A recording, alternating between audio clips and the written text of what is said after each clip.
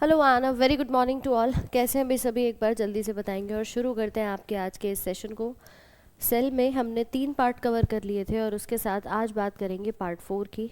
लगभग काफ़ी कोशिकांक हम पढ़ चुके हैं, अभी वैक्यूल से शुरुआत करते हैं। तो ऑडियो वीडियो सभी को आ रहा है, एक बार मुझे जल्दी से बता देंगे। आप सभी को सुनाई दे रहा है, दिखाई दे रहा है, कोई समस्या तो नहीं यहाँ तक?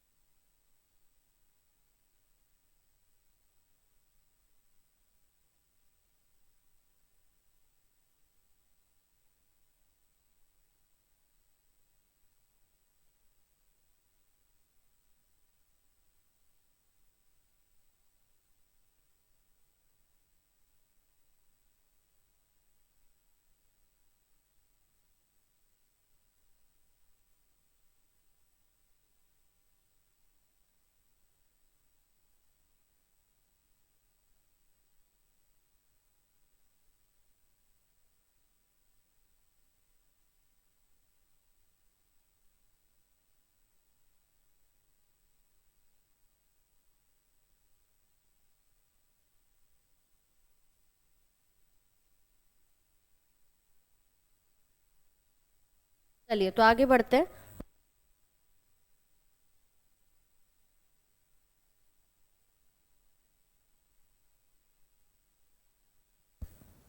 लास्ट हमने लाइजोसोम्स तक कवर कर लिया था, यानी ये पूरा पोर्शन हम पढ़ चुके थे कि किसको हम आत्मघाती थैली के नाम से जानते हैं। ठीक है, सेल दोबारा। हाँ, सेल बिल्कुल बेसिक से शुरू हो चुका है आपका, तो उसको हमने 3 पार्ट लगभग आपके हो चुके हैं, आज 4th पार्ट है।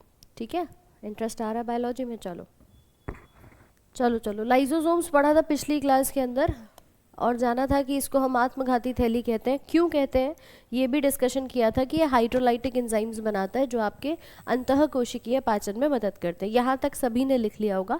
एक पॉइंट इसमें और ऐड करना, इसके खोजकर्ता का, डिस्कवरर कौन है। जिन्होंने पुरानी क्लासेस नहीं की हैं वो एक बार अपनी पुरानी वाली क्लासेस कर लें, क्योंकि ये उसी के आगे का पार्ट है। ठीक है, क्रिस्टिन दवे। तो कुल मिलाकर ये पाचन कराने में मदद करता है। इसके बाद अगला कोशिकांग पढ़ेंगे जिसको वैक्यूल कहते हैं। ठीक है, ये हमने पढ़ा था नंबर 8वें तक पढ़ा था, 9th नंबर डालिएगा इसके बाद वैक्यूल का।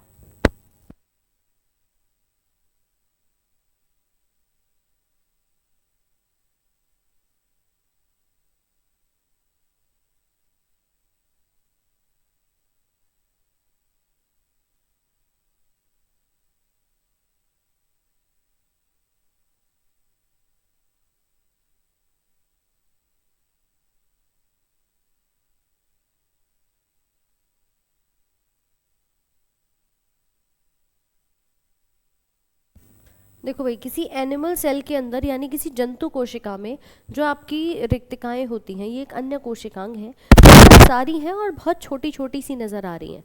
लेकिन यही चीज़ अगर मैं किसी प्लांट सेल के अंदर देखूंगी तो वहाँ पर ये एक बहुत बड़े आकार में आपको दिखाई देती है और बीच में ये रहा न्यूक्लियस। तो यहाँ पर इसको कहा जाता है वैक्यूल, जिसको हम हिंदी में कहते हैं रिक्तिका। ये पानी को इकट्ठा करके रखती है, सैप को इकट्ठा करके रखती है, ये काम इसका देखा जाता है। ठीक है, तो कुल मिलाकर के ये हिस्सा रिक्तिका का है, ये हमारा केंद्रक हो गया, ये केंद्रक हो गया। लेकिन ये वाला हिस्सा आपका एनिमल और प्लांट में दोनों में होता है, पर दोनों में अलग अलग होता है। प्लांट्स के अंदर ये एक प्लांट का सेल है, पादप की कोशिका है। प्लांट्स में एक होती है और संख्या में एक अकेली दिखाई देगी, प्लस साइज में बड़ी होगी। लेकिन एनिमल्स के अंदर ये आपको छोटी छोटी सी बहुत सारी नज़र आती हैं। ठीक है, ठीक है, चलो चलो अतुल, ठीक है। अभी इसको नोट करो एक बार फटाफट से, वैक्यूल के बारे में लिखते हैं फिर। पवन, प्रोटीन की फैक्ट्री का भी डिस्कशन करेंगे, राइबोसोम्स कहते हैं उसको, पढ़ेंगे अभी।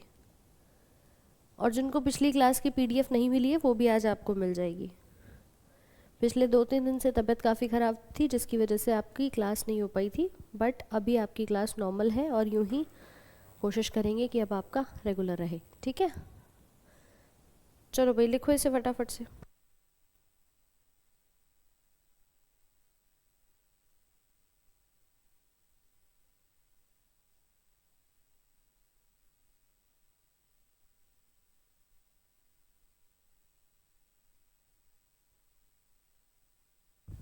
लिख लिया यहाँ तक सभी ने?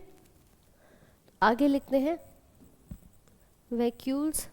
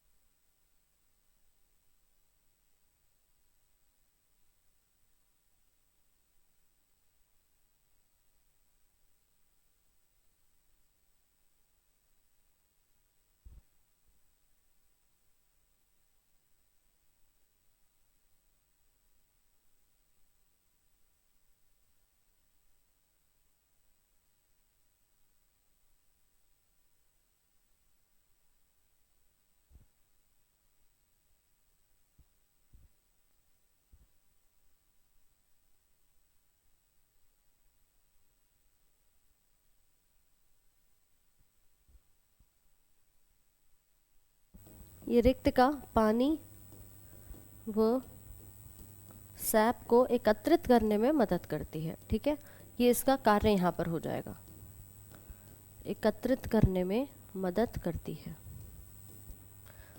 सैप क्या होता है अगर आप पूछेंगे तो सैप प्लांट से बनने वाला एक पदार्थ होता है, पानी मतलब बेसिकली आपके पौधों के अंदर ये यूजुअली दिखाई देता है। ठीक है, आवाज़ आ रही है सभी को? आवाज़ तो ठीक होगी, आवाज़ आ रही है? तो वैक्यूल्स कहाँ होते हैं? दोनों में होते हैं, प्लांट्स में भी हैं और एनिमल्स में भी हैं। आप बता सकते हैं बोथ प्लांट्स एंड एनिमल्स। दोनों में आपने बता दिया कि भाई एक अकेला होता है और बड़े साइज़ का प्लांट्स में है, और जंतुओं के अंदर ये बहुत सारे होते हैं। ठीक है, और छोटे छोटे आकार के होते हैं। और इसी प्रकार से इनका जो कार्य है वो ज़रा यहाँ पे आप नोट करेंगे। लिखिए ज़रा। अभी सबको आवाज़ आ रही होगी, आई होप कोई ऑडियो में प्रॉब्लम नहीं होगी। प्रैक्टिस क्वेश्चंस करवाएंगे श्याम सुंदर जी, बिल्कुल लिखिए इसको फटाफट से।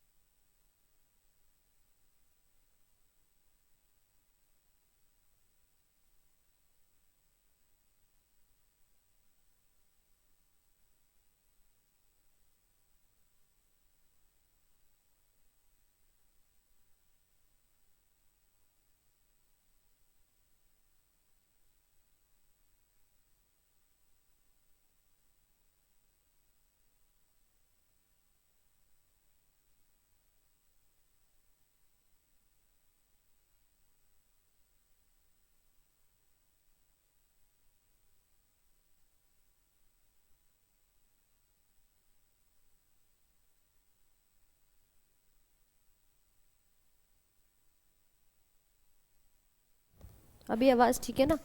तो ये आपको कुछ इस प्रकार का दिखाई देता है। ये देखो, जब हम प्लांट्स के अंदर बात करते हैं ना, प्लांट्स में देखिए न्यूक्लियस को तो इसने एक तरफ धकेल दिया, न्यूक्लियस एक साइड कर दिया, और ये खुद बीच में इतना बड़ा सा नज़र आता है। तो इस हिस्से को हम वैक्यूल के नाम से जानते हैं। सैप भी पौधों में बनने वाला एक पदार्थ आपको दिखाई देगा, ठीक है। और इसके ऊपर पूछा जाए कितनी लेयर है, तो आप बता सकते हैं एक अकेली लेयर से ढका हुआ होता है। वैक्यूल्स के ऊपर कितनी परत है? देखिए, जैसे हमने बात की थी आपके न्यूक्लियस के बारे में, माइटोकॉन्ड्रिया के बारे में, इन दोनों के ऊपर डबल परत थी, डबल लेयर थी। इसके ऊपर एक ही लेयर यहाँ पर पाई जाएगी, ठीक है। तो यहाँ हम एक लेयर, एक लाइन और लिख सकते हैं, लिखते चलिए ज़रा। Vacuoles are made of single layer called tonoplast. इसकी इस परत को हम टोनोप्लास्ट के नाम से यहाँ पर जानते हैं, टोनोप्लास्ट।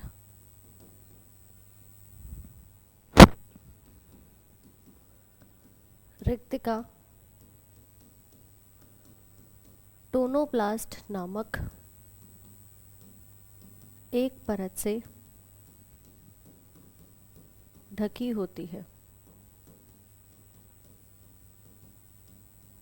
ठीक है। जैसे कि चाहो तो ये बना लेना। ये वैक्यूल के ऊपर एक सिंगल लेयर लगी है, तो ये बाहरी परत को हम नाम देंगे टोनोप्लास्ट। इसके बाद नंबर 10th कोशिकांग लिखिएगा, जिसको हम राइबोसोम के नाम से जानते हैं, राइबोसोम। इसी राइबोसोम को कहा जाता है प्रोटीन की factory, protein factory of cell.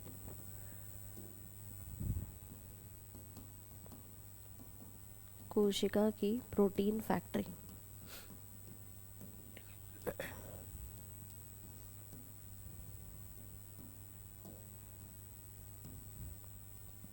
ठीक है, अगर हम राइबोसोम्स के बारे में देखें तो ये बहुत छोटे छोटे से आपको दिखाई देंगे, प्लस ये जो न्यूक्लियस होता है इसके बराबर में ना एक जाल लगा होता है। याद करो, अंतःप्रद्वी जालिका बताई थी, क्यों भाई बताई थी कि नहीं बताई थी, जल्दी से बताइए। तो मैम इस जालिका के ऊपर भी मैंने आपको समझाया था कि कुछ छोटे छोटे से देखो ये राइबोसोम्स चिपके हुए होते हैं। तो यही वाले राइबोसोम्स कुछ तो यहाँ चिपक गए और कुछ फ्रीली घूम रहे हैं मैम पूरे सेल के साइटोप्लाज्म में, कुछ फ्रीली घूम रहे हैं।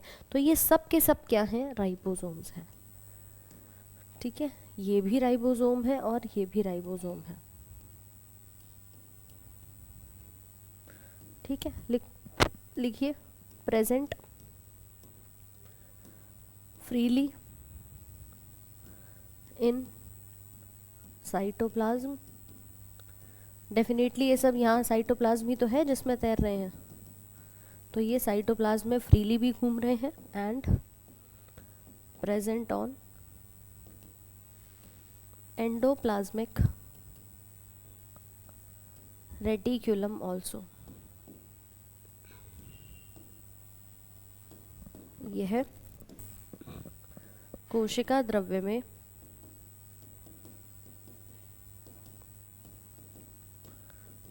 उपस्थित होते हैं व अंतःप्रद्वी जालिका पर भी लगे होते हैं।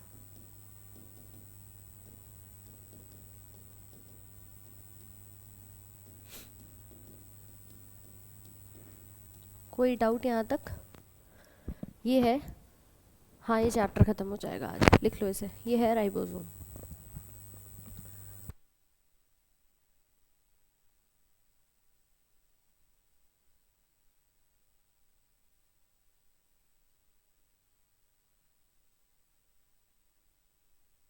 नोट करिए भाई फटाफट से। ये कहलाते हैं प्रोटीन की फैक्ट्री, यहाँ पर प्रोटीन का निर्माण होता है।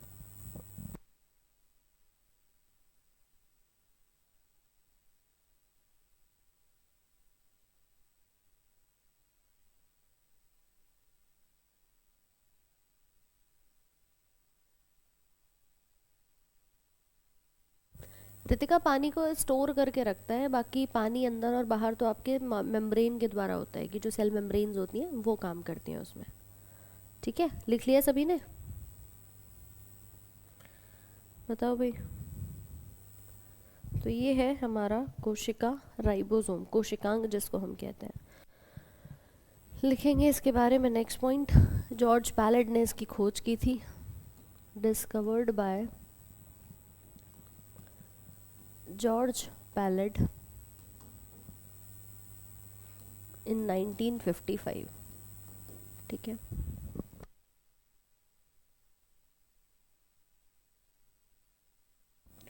खोज करता है इसके जॉर्ज पैलेड द्वारा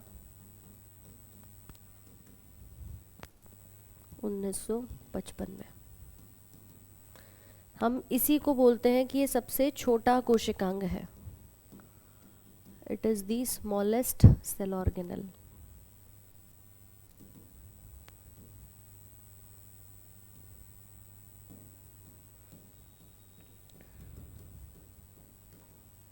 सबसे छोटा कोशिकांग है।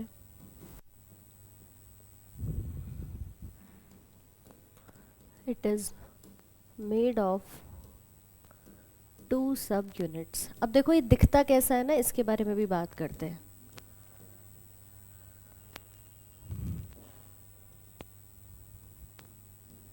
A larger and a smaller one.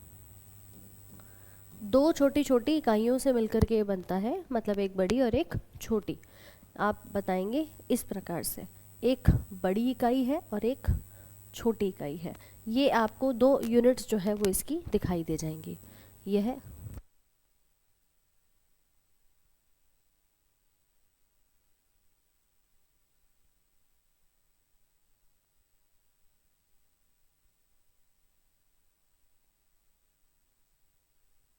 दो इकाई से मिलकर बनता है। एंड इन दोनों के बीच में जो अटैच कराता है ना इसको जो जोड़ करके रखता है, वो कुछ मैग्नीशियम और कैल्शियम के आयंस होते हैं। मैग्नीशियम है, कैल्शियम है, ये जोड़ करके रखते हैं। तो लिख सकते हो आप ज़रा इसके बारे में भी।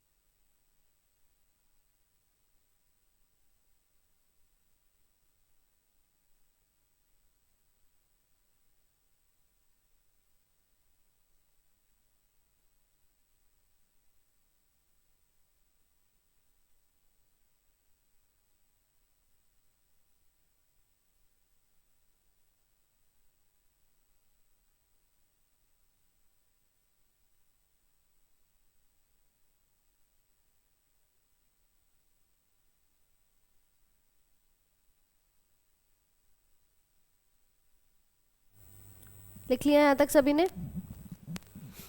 चलो, ये पादप और जंतु दोनों में पाए जाते हैं। ये जुड़े होते हैं मैग्नीशियम और कैल्शियम के आयन से। ठीक है, पहली स्लाइड नहीं है, ऑलरेडी काफ़ी स्लाइड्स हो चुकी हैं। लिख लीजिए इसको। छोटा डीएनए नहीं होगा, अगर कोशिका के अंग की बात करोगे तो कोशिका में छोटे छोटे से सब ऑर्गेनल्स हैं, उन अंगों में सबसे छोटा आपका यही कहा जाता है। ठीक है, डीएनए तो एक भाग है, उसके अंदर हम न्यूक्लियस के अंदर एक पार्ट को देखते हैं। ठीक है भाई, लिखो इसको। विवेक सैनी, सारी आवाज़ आ रही होगी अभी, लिख लीजिए लिख लीजिए। हाँ, राइबोसोम्स में आरएनए और प्रोटीन मिलते हैं, ये सब अभी हम पढ़ेंगे। Ribosomes are made up of RNA and protein. इतना लिख लो पहले, इसके आगे समझाते हैं। सब मिल जाएगा रोशनी।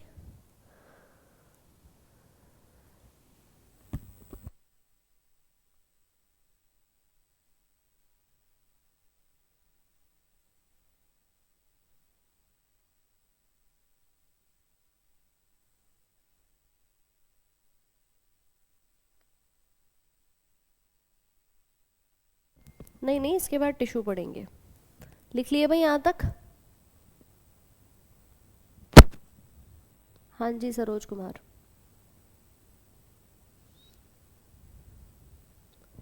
चलो, तो ये सारे पॉइंट्स हैं। इसमें हमने राइबोसोम की बात करी। ये देखिए, राइबोसोम कुछ ऐसा नज़र आता है आपको, अगर आप देखेंगे। एक इसकी छोटी इकाई होती है और एक इसकी बड़ी इकाई होती है, यानी कुल मिलाकर के अगर बात करूं, एक बड़ी और एक छोटी इकाई से मिलकर के बना हुआ होता है। अब देखो, हमारे पास ना काफ़ी सारे ऐसे भी कोशिकांग होते हैं जो कि आप कहते हैं कि मैम कुछ बैक्टीरिया है और कुछ प्लांट और एनिमल है।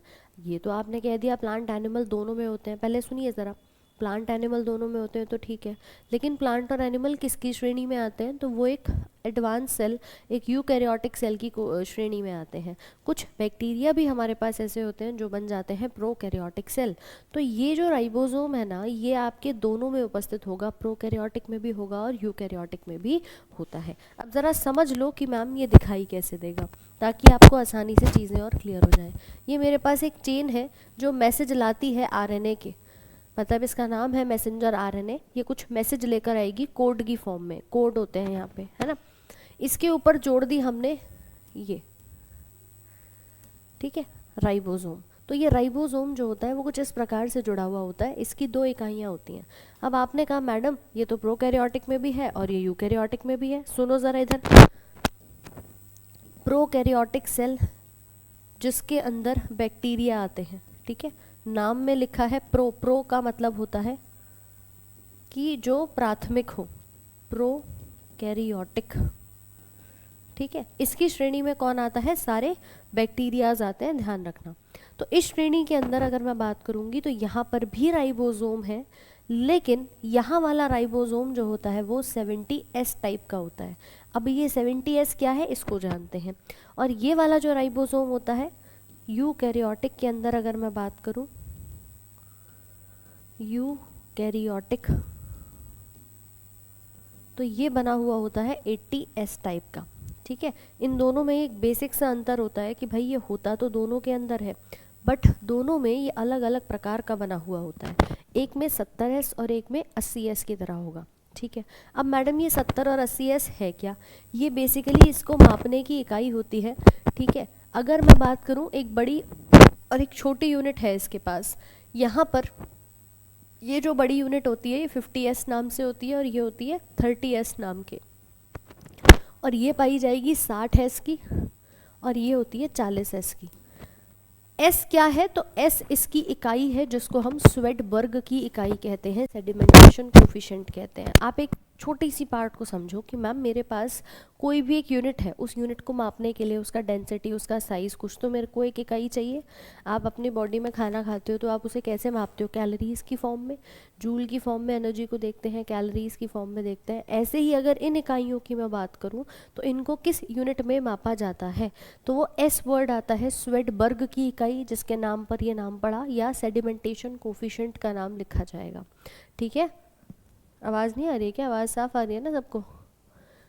तो इसको कहते हैं इकाई। अब 50 और 30 इसकी यूनिट का नाम है, लेकिन यहाँ गणित भूल जाना, कभी कहो कि मैम 50 और 30 मिलकर के 70 कहाँ से हो गया, और 60 और 40 मिलकर के 80 कहाँ से हो गया। ये एक एवरेज निकल के आता है इनका। तो आपको बस इतना ध्यान रखना है कि 50 और 30 वाली 70S बनाती है और 70S प्रोकैरियोटिक में होता है। ये कई बार सवाल पूछा है कि 70S टाइप का राइबोसोम किस सेल में मिलता है, प्रोकैरियोटिक में या यूकैरियोटिक में। ठीक है।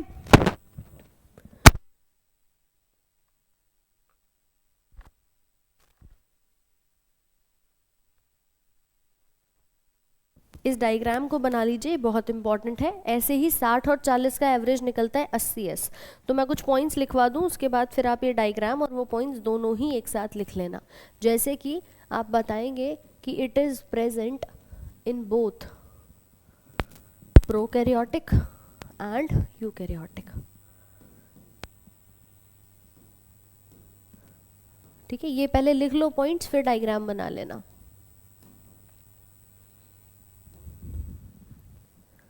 ये है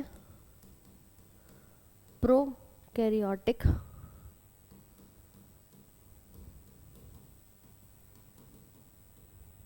व यूकैरियोटिक, दोनों में उपस्थित होता है। अगर पूछ ले कि भाई किस टाइप का है तो वो आप बता सकते हो।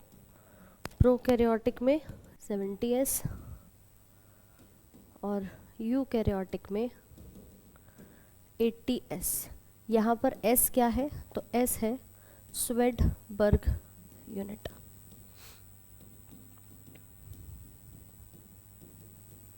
स्वेडबर्ग इकाई, इसको हम सेडिमेंटेशन कोफिशिएंट के नाम से भी जानते हैं।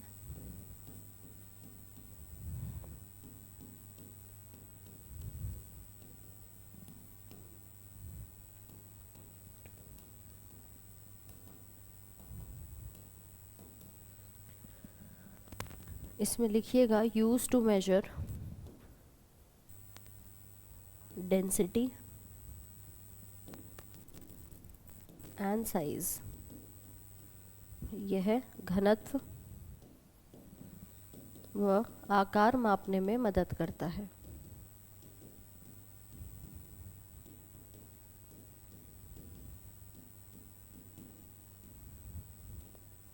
ठीक है, तो इसे हम नाम क्या देते हैं, कुल मिलाकर के राइबोसोम। पहले इसको लिख लो, फिर उसके बाद आप ये डायग्राम बना लेना। और देखो एक बात और सुनो, पहले यहाँ पे समझ लो ताकि तुम्हें बाद में दिक्कत ना आए।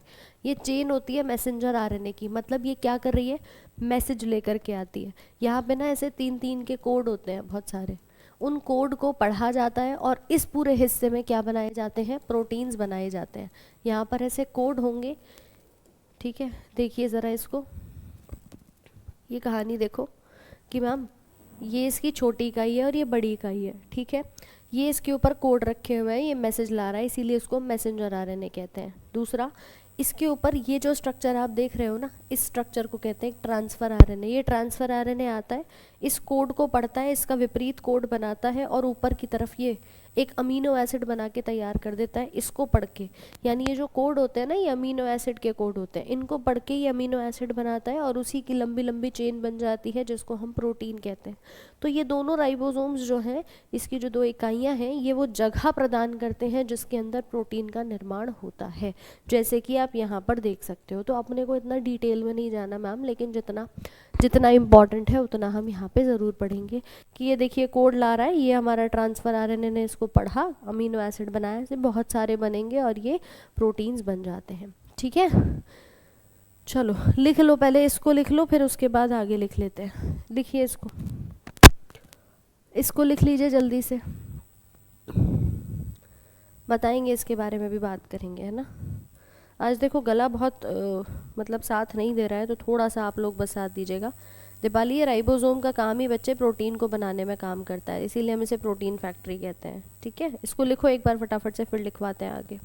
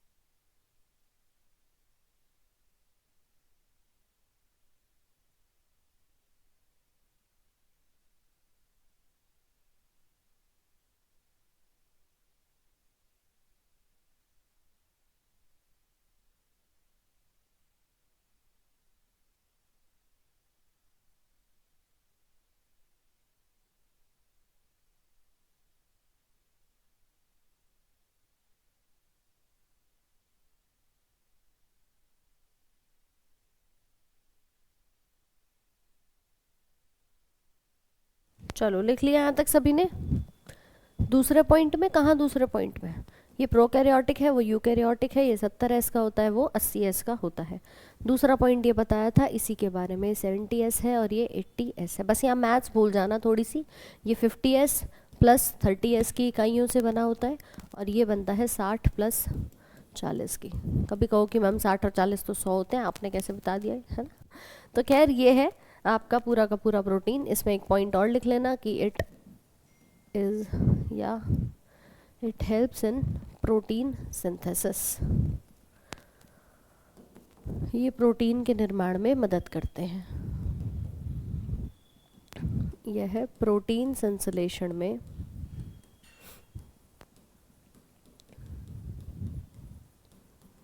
मदद करते हैं। ठीक है, तो ये थी हमारी कहानी राइबोसोम्स के बारे में। ये था आपका 10वां कोशिकांग। इसके बाद अगला शुरू करते हैं प्लास्टिड्स, जिन्हें हिंदी में कहते हैं लवक।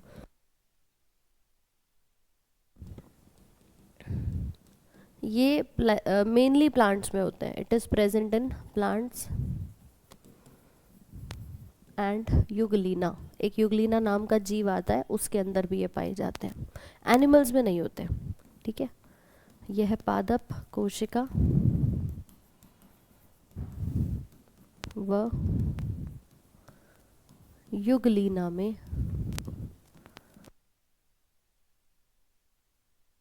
उपस्थित होते हैं। पूछे कहाँ पर एब्सेंट होंगे तो आप बताएंगे कि एनिमल्स में एब्सेंट होते हैं। ठीक है, कोफिशिएंट फैक्टर है एक, सेडिमेंटेशन कोफिशिएंट इसको हम कहते हैं एस नाम से, और दूसरा जिसने डिस्कवर किया था उसके नाम पे आपने इसको स्वेडबर्ग की इकाई का नाम यहाँ पे दे दिया है। ठीक है, तो लिखिए डिस्कवर्ड बाय ई हैकल। ठीक है, ई हैकल जिन्होंने काम किया था आपके पर्यावरण के ऊपर भी, ई हैकल द्वारा इनकी खोज हुई और ये एनिमल्स में एब्सेंट होते हैं। It is absent in animal cell.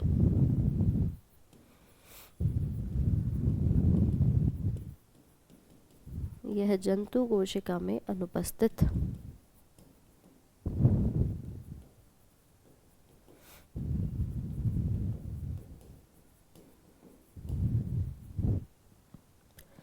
Note करो। हाँ जी बिल्कुल प्रीति, युगलीना प्लांट और एनिमल्स को जोड़ने वाली कड़ी होती है। ठीक है, यही होता है युगलीना। ईयर लिख लेना। अच्छा, 1866।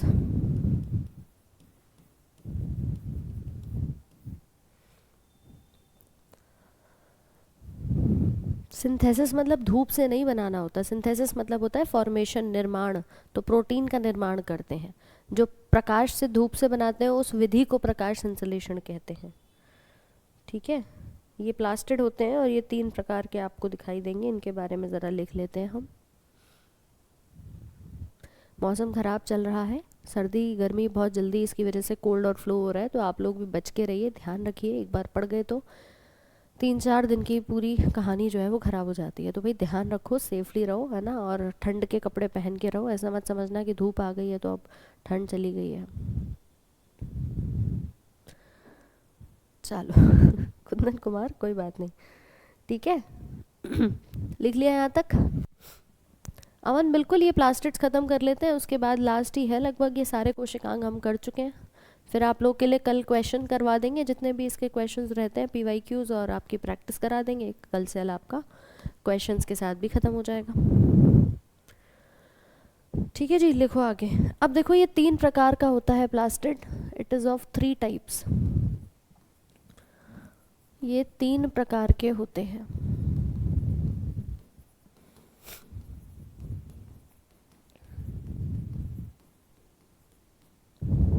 पहला आता है क्लोरोप्लास्ट। अब क्लोरोप्लास्ट का नाम सब सुने हैं तो मुझे एक थम्स अप का साइन भेज दो, क्योंकि शायद ही आप में से कोई ऐसा होगा जिसने ये नाम ना सुना हो। क्लोरोप्लास्ट, क्लोरो मतलब हरे रंग के लिए, नाम से समझ में आ रहा है कि मैम ये क्या करेगा कि हरा रंग देगा। तो क्लोरोप्लास्ट मतलब हरित लवक जो पौधों में हरा रंग देता है, जिसकी मदद से हमें क्लोरोफिल मिलता है और हम खाना बना पाते हैं पौधों के अंदर बेसिकली, है ना। पौधों को हम हमेशा स्वपोषी कहते हैं कि ये अपना खाना खुद बना लेते हैं, अपना भोजन का निर्माण खुद करते हैं, इसीलिए वो स्वपोषी कहलाते हैं, ऑटोट्रॉफिक कहलाते हैं। लेकिन किससे करते हैं? फोटोसिंथेसिस क्लोरोफिल से ही करेंगे। अगर ये नहीं होगा तो क्या कर पाएंगे? नहीं। और इसीलिए एनिमल्स में नहीं होता, क्योंकि एनिमल्स में आप देखते हो वो अपना खाना खुद नहीं बना पाते, क्योंकि ये नहीं पाया जाता। ठीक है, तो आप बताएंगे हरित लवक के बारे में, कुछ पॉइंट्स लिख लीजिए। इट इम्पार्ट्स ग्रीन कलर, पहला तो यही नाम से ही समझ में आ गया कि ये ग्रीन कलर देगा। ठीक है, यह हरा रंग प्रदान करता है।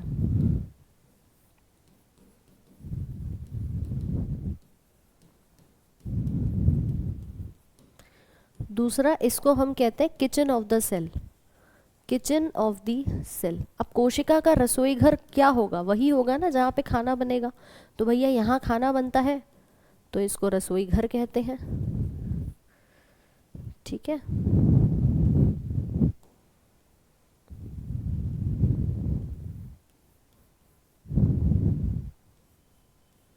इसी को नाम दिया जाता है कोशिका का रसोई घर। दूसरा, इट कंटेन्स क्लोरोफिल,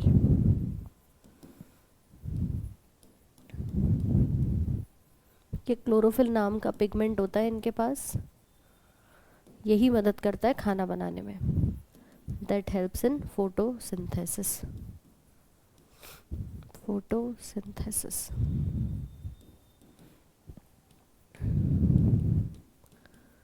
क्लोरोफिल उपस्थित जो प्रकाश संश्लेषण में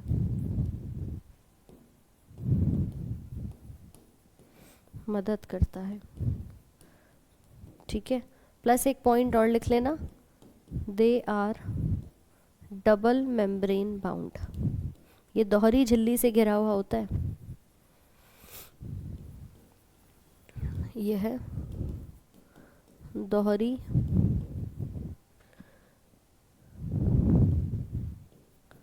झिल्ली बाध्य होते हैं। ठीक है, और एक पॉइंट लिखना, दे हैव ओन डीएनए, इनके पास भी अपना खुद का डीएनए पाया जाता है, स्वयं का डीएनए उपस्थित। ये बहुत इंपॉर्टेंट पॉइंट है। इसका अगर आप डायग्राम देखोगे तो कुछ ऐसा नजर आएगा। ये डबल मेम्ब्रेन हो गई इसकी,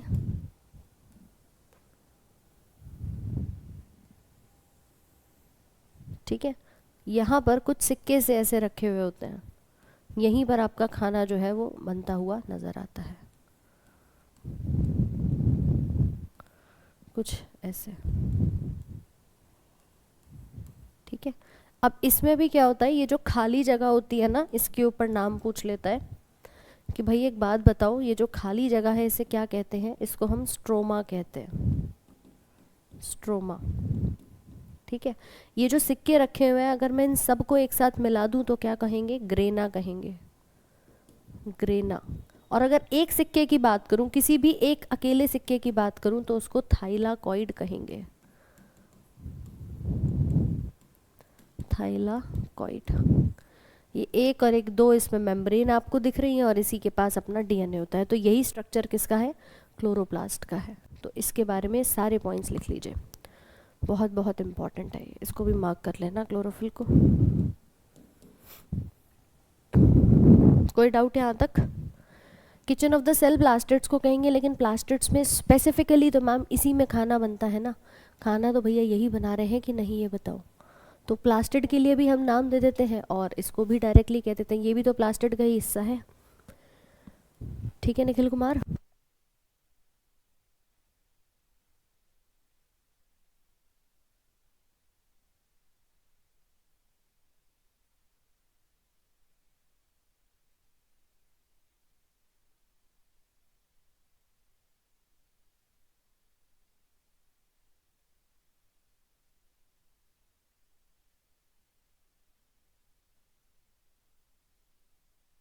यहाँ तक कोई डाउट किसी के मन में? जल्दी से बताओ एक बार। हाँ भाई, कोई डाउट किसी के मन में?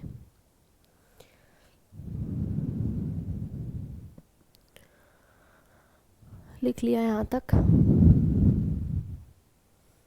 बायोलॉजी आसान है ना, एक बार आप पढ़ेंगे तो सब आसान हो जाएगा। नाम दिए स्ट्रोमा, ग्रेना और thylakoid. Stroma STROMA, stroma, grana और थाइलाकॉइड।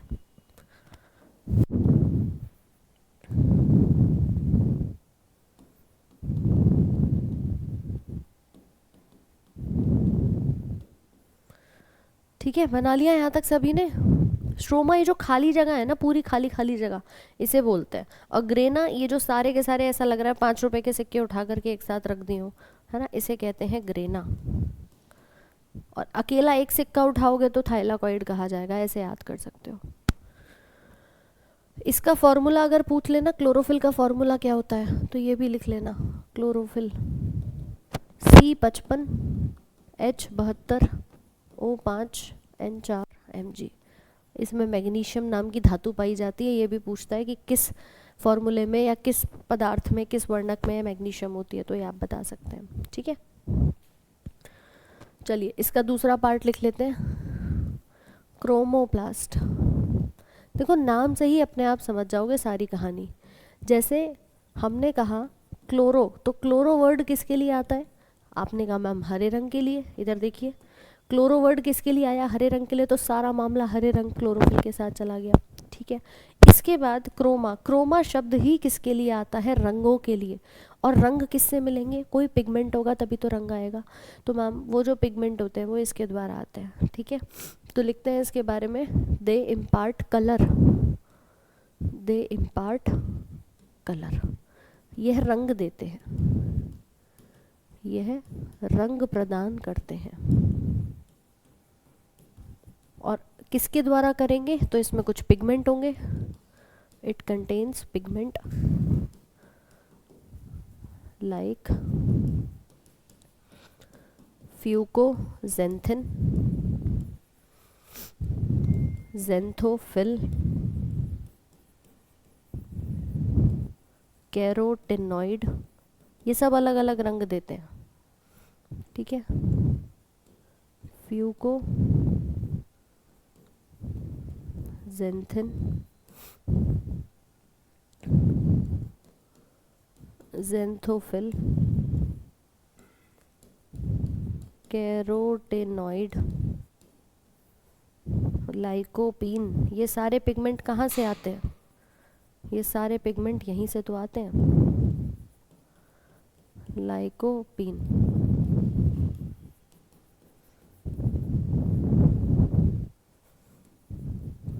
वर्णक उपस्थित जैसे। ठीक है, ये सारे नाम लिख लीजिए एक बार। तो ये काम करते हैं रंग देने का, इसीलिए इनको वर्णी, वर्णी मतलब क्या है? कलर देते हैं। वर्णी का मतलब होता है कलर देना। NU नहीं है, N4 है, वो N4 है भैया, N4 है, 4 नंबर लिखा है यहाँ पे। ये नाइट्रोजन 4 है और फिर मैग्नीशियम है। ठीक है, चलो रोशनी टेलीग्राम पे आप भेज देना बच्चे, कोई भी दिक्कत लगे, राधिका मैम साइंस के नाम से है, मैसेज कर देना आप उसमें।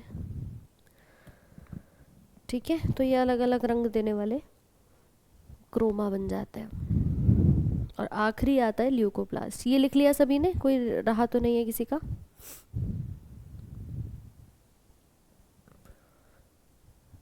अब जैसे मान लो टमाटर है, कच्चा है, तो उसमें क्या होता है?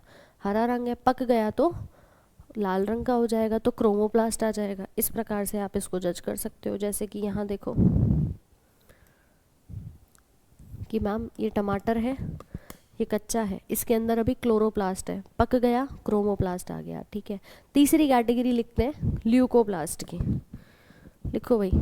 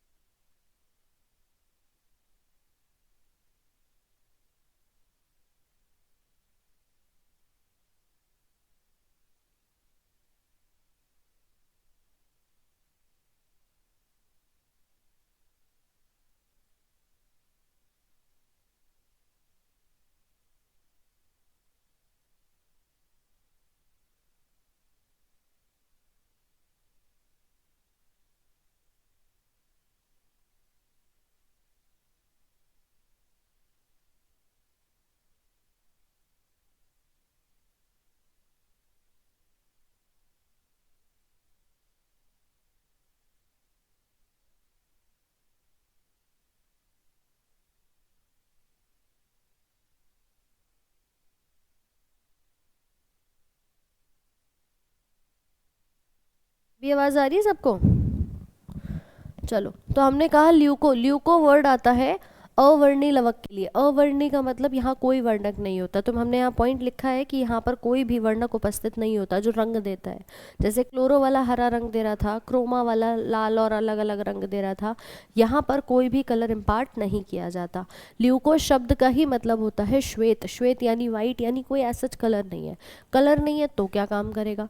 ये करेगा ऑयल को, प्रोटीन को, स्टार्च को स्टोर। ऑयल को स्टोर करेगा तो इलायोप्लास्ट के नाम से जाना जाएगा, प्रोटीन को स्टोर करेगा तो प्रोटीनोप्लास्ट के नाम से जाना जाएगा, और अगर स्टार्च को स्टोर करता है तो अमाइलोप्लास्ट के नाम से जाना जाता है। तो आप बता सकते हैं कि भैया ये कहानी है तीसरे ल्यूको नाम से आने वाले ल्यूकोब्लास्ट की। ठीक है, कोई बात नहीं विजय, एक बार उससे रिविजन कर लेना।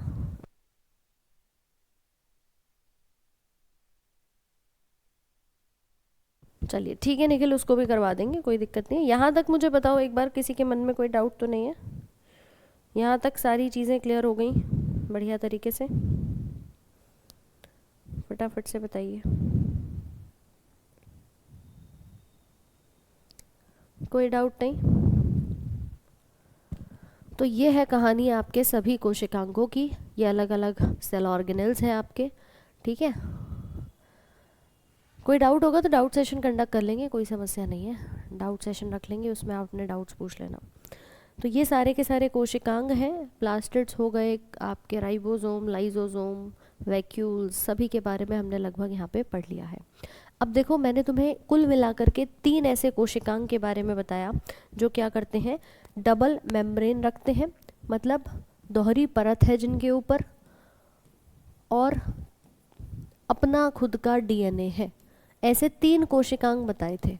अब आपसे कोई पूछे कि भाई किन किन कोशिका के अंगों के ऊपर दोहरी परत है और अपना स्वयं का डीएनए है, आप कह देना मुझे नहीं पता, है ना। आप क्या कहोगे? मुझे नहीं पता। कि मैडम ये क्या बात है? आपका आंसर होना चाहिए मुझे नहीं पता।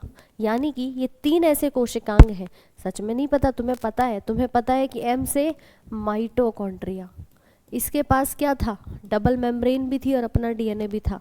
न्यूक्लियस, न्यूक्लियस के पास भी डबल मेम्ब्रेन थी और अपना खुद का डीएनए था। और तीसरा प्लास्टिड, प्लास्टिड में अभी क्लोरोप्लास्ट बताया, तो कई बार इसमें प्लास्टिड भी लिख सकता है, क्लोरोप्लास्ट इसका भाग यहाँ पर हो जाएगा, यानी हरित लवक।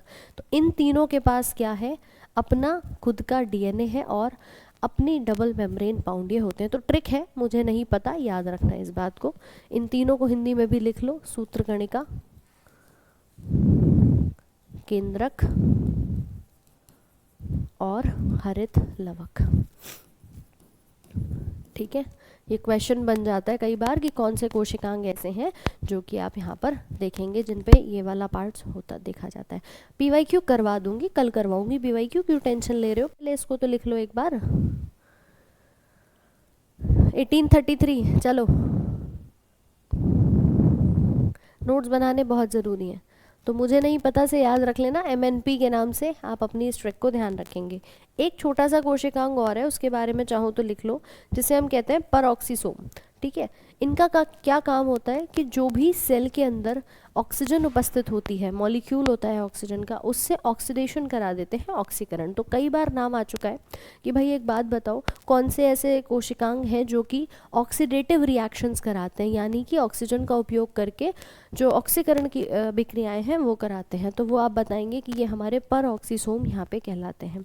ठीक है, तो इसके बारे में लिख लीजिए, they carry out oxidative reactions using molecular oxygen. साथ में हाइड्रोजन परऑक्साइड बनाएंगे यहाँ से ये, और आपके अलग अलग ऑक्सीडेटिव पर्पस के लिए उसको इस्तेमाल करते हैं। तो ये आपका परऑक्सीसोम नाम का है। देखो एक छोटा सा कोशिकांग यहाँ पर आपको दिखाई देगा पूरी सेल की झिल्ली के बाहर की तरफ, इसे कहते हैं कि ये है परऑक्सीसोम। ठीक है, तो इसको और नोट कर लीजिए, और इसके बाद आपके सारे के सारे कोशिकांग यहाँ पर ख़त्म होते हैं। कल PYQs पढ़ लेंगे इस चैप्टर के। हाँ हाँ विजय, करनी है वो, करनी है भाई, करनी है। ज़्यादा से ज़्यादा मॉक लगाने चाहिए, कहीं से भी लगा सकते हो, क्वेश्चंस लगाओ जितना ज़्यादा कर सकते हो अभी, है ना। चैप्टर ख़त्म हो गया तो क्वेश्चंस लगाइए। फिर हम कल सेल डिवीज़न, पहले PYQs कर लें, फिर सेल डिवीज़न और टिश्यू आपका कराएंगे।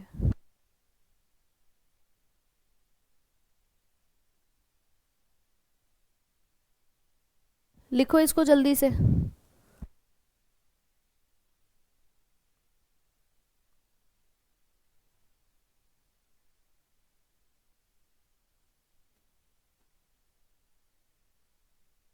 ये लिख लिया सभी ने? पीडीएफ अभी मैं क्लास के बाद आप लोग की अपलोड करवा दूंगी, पिछले क्लास वाली भी और इस वाले क्लास के लिए भी।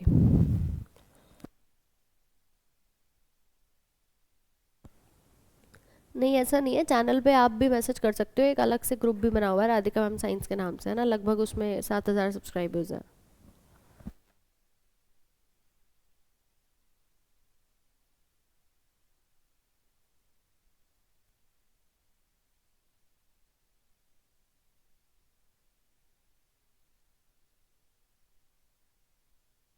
चलो भाई, लिख लिया सभी ने यहाँ तक? नोट कर लिया? लिखिए। तो परऑक्सीसोम भी जैसे लाइसोसोम है, राइबोसोम है, ये सब होते हैं अलग अलग कोशिकांग, वैसी मैम ये है। बस पीके मोनू ये अगला टॉपिक होगा इसका टिश्यू का, उसके बाद खत्म।